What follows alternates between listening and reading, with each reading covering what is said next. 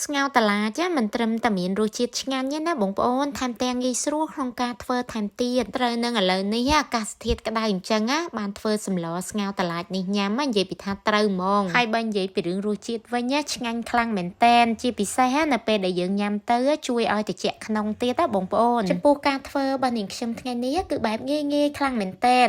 ហើយសំខាន់ណាធ្វើតែមួយផ្លែតបានញ៉ាំតែម្ដងដំបូងនាងខ្ញុំបានយកសាច់ជ្រូកដែលបានចិញ្ច្រាំម៉ត់យកមកប្រឡាក់ជាមួយនឹងគ្រឿងផ្សំចំពោះគ្រឿងផ្សំរសជាតិនាងខ្ញុំដាក់ប៊ីចេង1ចុងស្លាបព្រាកាហ្វេម្សៅស៊ុប1ចុងស្លាបព្រាកាហ្វេ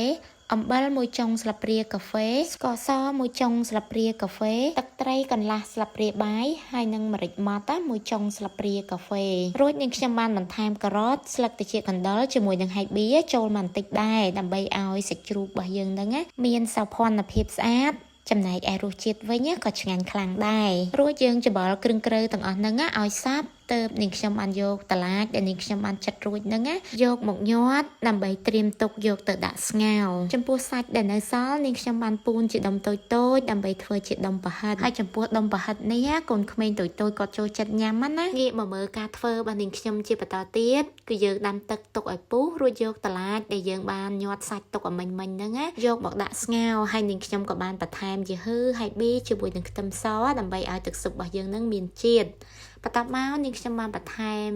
គ្រឿងផ្សំរសជាតិមានដូចជាប៊ីចេង1ស្លាបព្រាកាហ្វេម្សៅស៊ុប1ស្លាបព្រាកាហ្វេអំបិលកន្លះស្លាបព្រាកាហ្វេទឹកត្រី1ស្លាបព្រាបាយហើយនិងស្ករត្នោតនាងខ្ញុំដាក់តែបន្តិចទេណាបងប្អូនដោយសារជាតិផ្អែមចេញពីបន្លែរបស់យើងស្រាប់ហើយរួចនាងខ្ញុំរំងាស់ឲ្យតឡាចរបស់យើងរៀងឆ្អិនបន្តិចទើបនាងខ្ញុំដាក់ផ្សិតច្បាំងជាមួយនឹងផ្សិតត្រចៀកកណ្ដុរផ្សិតខ្មៅជាមួយនឹងប្រហិតដែលនាងខ្ញុំបានពូនរួចហ្នឹងចាក់ចូលទាំងអស់តែម្ដងរួចនាងខ្ញុំបន្តរំងាស់ប្រហែល5ទៅ6នាទីទៀតដើម្បីឲ្យតឡាចរបស់យើងបានផុយល្អ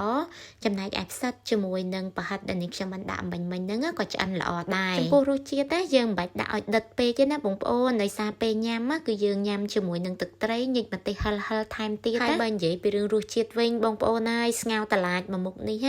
ញ៉ាំមួយម៉ាត់ណាក៏ឆ្ងាញ់មួយម៉ាត់ណាក៏ជាតិដែរជាពិសេសគឺតឡាចនឹងតែម្ដងបងប្អូនពេលដែលយើងញ៉ាំទៅនិយាយពីថាមានជាតិឆ្ងាញ់ខ្លាំងមែនតែន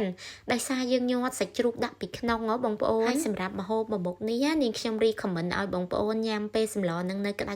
ទៅមានរសជាតិឆ្ងាញ់ហើយចុងក្រោយបងប្អូនកុំភ្លេចឲ្យសបន្ថែមស្លឹកខ្ទឹមជាមួយនឹងខ្ទឹមបំពងអញ្ចឹងមកណាដើម្បីឲ្យសម្លរបស់យើងនឹង